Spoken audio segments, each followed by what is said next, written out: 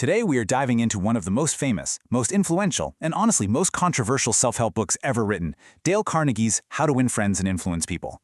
For almost a century now, people have been calling it everything from a masterpiece to a manipulator's handbook. So what is it really? Is it a timeless guide to human connection, or is it just a clever bag of tricks? Let's figure it out. And you know, this quote from a Reddit user just nails it, right? It perfectly captures that surprise so many of us feel. I mean, how can a book from the Great Depression, filled with stories about Abraham Lincoln and old-school industrialists, still have such a huge impact in our crazy digital world? The staying power of this book is just staggering. It first came out in 1936, a really tough time for a lot of people. It was revised back in 1981, and today, it's sold over 50 million copies. This thing isn't just a book, it's a global phenomenon. And almost 100 years later, it's not going anywhere. Okay, so what is actually in this book that has kept people hooked for so long?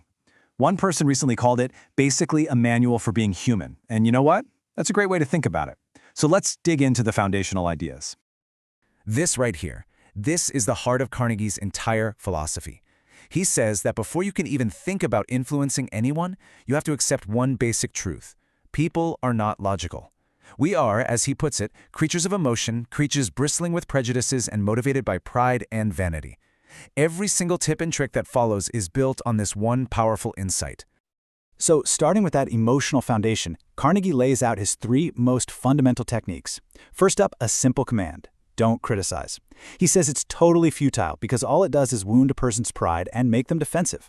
Second, give honest, sincere appreciation. Not flattery, but real appreciation. This taps into that core human desire to feel important.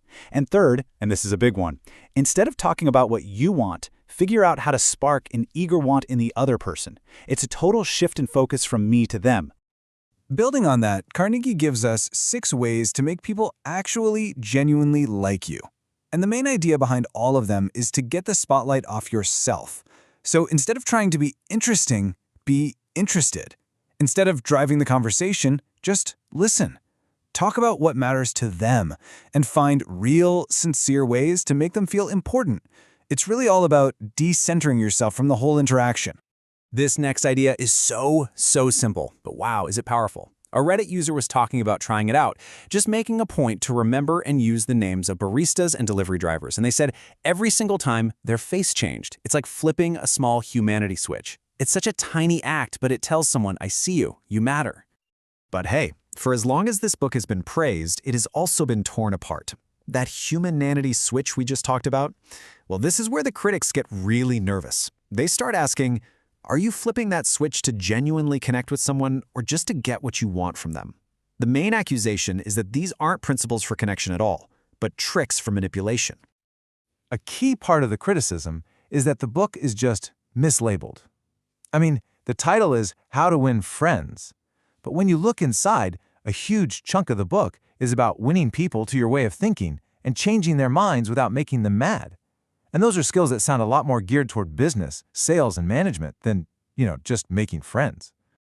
And this really brings us to the core debate that's been swirling around this book for decades. Is this a guide to real empathy, or is it a blueprint for manipulation? Where is the line between making someone feel good and just getting what you want? This modern take really gets to the heart of that fear, doesn't it? The worry is that if you focus too much on the technique, on the tricks, you might lose sight of the actual human connection you were trying to build. Or even worse, you might forget that a real connection is even possible without all the tricks. And let's be honest, we've all met this person, right? The phony, forced smile, the awkward way they keep repeating your name over and over, the compliments that just feel empty. When this advice is used without any real sincerity, it doesn't create connection, it just makes people uncomfortable and suspicious. It completely backfires. Okay, so that's the case against the book. But now, let's flip the script and turn to its defense. Supporters of the book would say that anyone who calls it manipulative is missing the single most important word in Carnegie's entire message. And here it is, the crucial counterargument. Defenders will tell you to just look at the text itself. Carnegie says over and over and over again that all of this only works if it's sincere. He wasn't teaching cheap tricks. He was arguing that these behaviors are the natural result of a genuine shift in your mindset, and they're guaranteed to fail if you're not being authentic. See, the whole system really depends on one very challenging demand. You have to actually, truly, genuinely get interested in other people.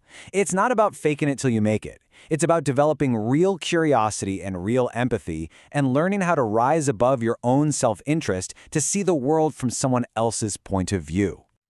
One writer for the Strategy Plus Business magazine reframes Carnegie in a really interesting way.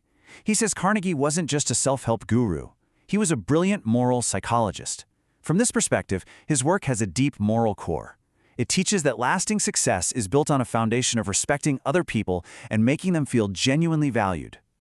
So we've got two totally different ways of looking at this book, a manipulative bag of tricks on one hand and a profound moral philosophy on the other. How do we square that? What is this book's actual place in the 21st century? Well, what if the most balanced view is this? Maybe the book isn't a complete guide to every single human interaction. Maybe it's better to think of it as a powerful but incomplete toolkit. As one social skills expert said, these principles are incredibly useful tools, but they are not the only tools you're ever going to need. You know, to really get a handle on Carnegie's relevance today, we can look at his work through a very modern lens. The concept of emotional intelligence, or EI. Simply put, it's the ability to recognize and manage your own emotions, and to recognize and respond well to the emotions of others. And pretty much everyone agrees it's a huge key to success in modern life. And here's the amazing part. When you map Carnegie's advice from the 1930s onto this modern framework of emotional intelligence, the parallels are just undeniable. Being a good listener, that's what we now call social awareness. Trying to honestly see their point of view, that's empathy. Avoiding criticism and talking about your own mistakes first, that's relationship management. Decades before the term emotional intelligence even existed, Dale Carnegie was basically writing a practical, real-world guide to it. Ultimately, this quote really gets to the highest and best use of this book's ideas. The goal isn't to learn a script so you can manipulate people. The real win is when these principles actually change your fundamental perspective. When you stop seeing other people as obstacles or audiences and you start seeing them as fellow humans who, just like you, have a deep need to feel seen, understood, and important. So many of us think success means winning an argument, being right. But Carnegie teaches the exact opposite.